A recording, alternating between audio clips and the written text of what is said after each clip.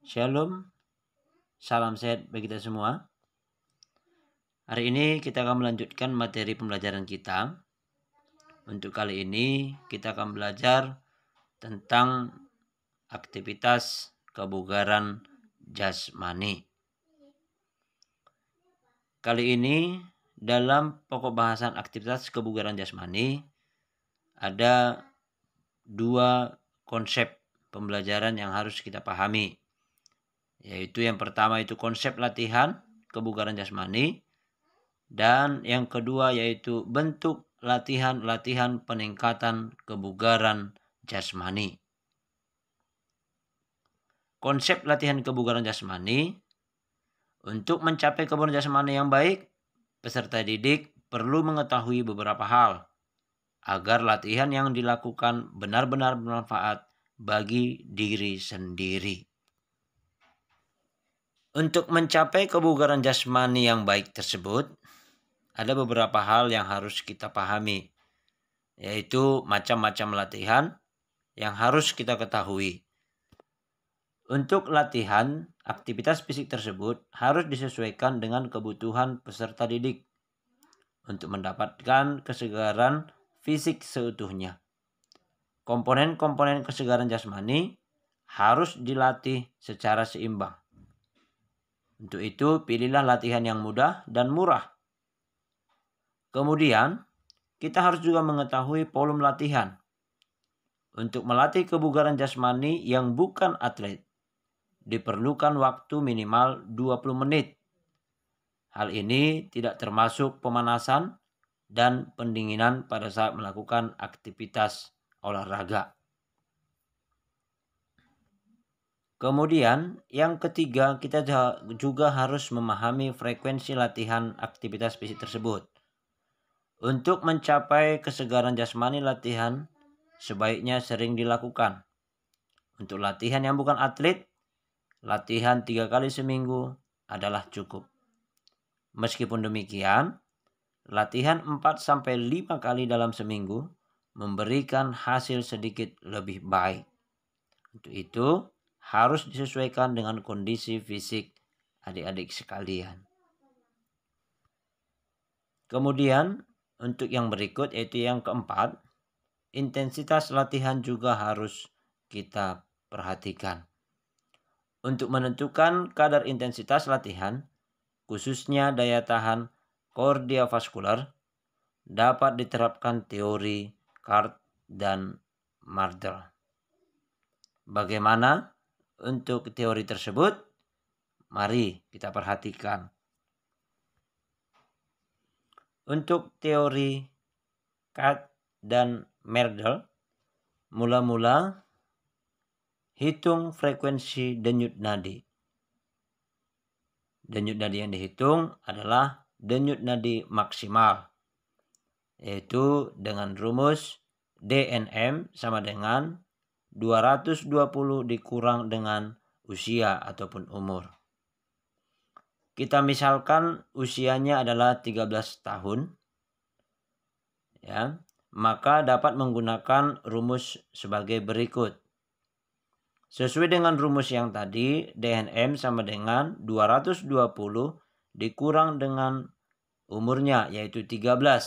Maka hasilnya adalah 207. Jadi denyut nadi maksimal siswa yang berumur 13 tahun adalah 207 denyut nadi per menit. Selanjutnya, ukur tekanan intensitas latihannya. Untuk latihan seseorang yang bukan atlet sekitar 70-85% dari 100% dengan lama latihan 20-30 menit. Jadi, jika digunakan intensitas yang 70%, maka denyut nadi maksimal adalah 144,9 digenapkan menjadi 145 denyut nadi per menit. Selanjutnya, bentuk aktivitas fisik yang dapat kita lakukan Untuk meningkatkan kebugaran jasmani tersebut dapat kita lakukan dengan berbagai bentuk latihan fisik. Yaitu yang pertama yaitu latihan kekuatan dan daya tahan otot lengan, dada, dan bahu. Hal ini dapat kita lakukan dengan gerakan push up dengan 3 cara. Yang pertama yaitu dengan gerakan kaki ditekuk. Kemudian yang kedua, kedua kaki diluruskan ke belakang sehingga bertumpu pada kedua telapak tangan dan ujung kaki. Kemudian yang ketiga, bagian pinggul ataupun panggul sedikit diangkat ke atas. Kemudian aktivitas berikutnya adalah latihan kekuatan dan daya tahan otot perut. Hal ini dapat kita lakukan dengan gerakan sit up. Kemudian yang ketiga yaitu latihan kekuatan dan daya tahan otot punggung. Hal ini dapat kita lakukan dengan gerakan back up. Dalam melakukan gerakan back up tersebut juga dapat kita lakukan dengan cara berpasangan dan divariasikan dengan menggunakan bola. Selanjutnya, bagian yang keempat, kita akan melakukan latihan kekuatan dan daya tahan anggota badan bagian bawah, ataupun lebih dikenal dengan latihan kekuatan dan daya tahan otot tungkai. Hal ini dapat kita lakukan dengan melakukan aktivitas fisik naik turun tangga. Kemudian yang kelima yaitu latihan kelincahan. Hal ini dapat kita lakukan dengan aktivitas fisik lari zigzag. Dan yang keenam juga dapat dilakukan dengan latihan kelentukan otot kaki. Hal ini dapat kita lakukan dengan berpasangan, yaitu melakukan tarik ulur tali dengan posisi kedua telapak kaki disatukan dan lutut diluruskan. Dan yang terakhir, latihan kelenturan otot punggung ataupun juga latihan otot pinggang. Hal ini dapat kita lakukan dengan melakukan aktivitas fisik kayang, yaitu seperti yang pada gambar. Nah, ketujuh aktivitas fisik tersebut dapat kita lakukan dalam bentuk sistem sirkuit training. Ya.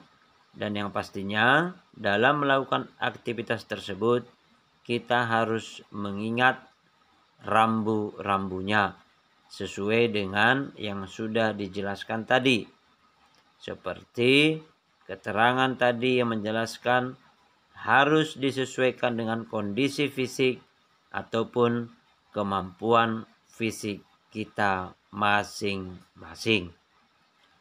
Untuk itu, jangan lupa sebelum melakukan aktivitas fisik, lakukan pemanasan terlebih dahulu. Kemudian, sesuaikan dengan kondisi fisik, yaitu denyut nadi kita.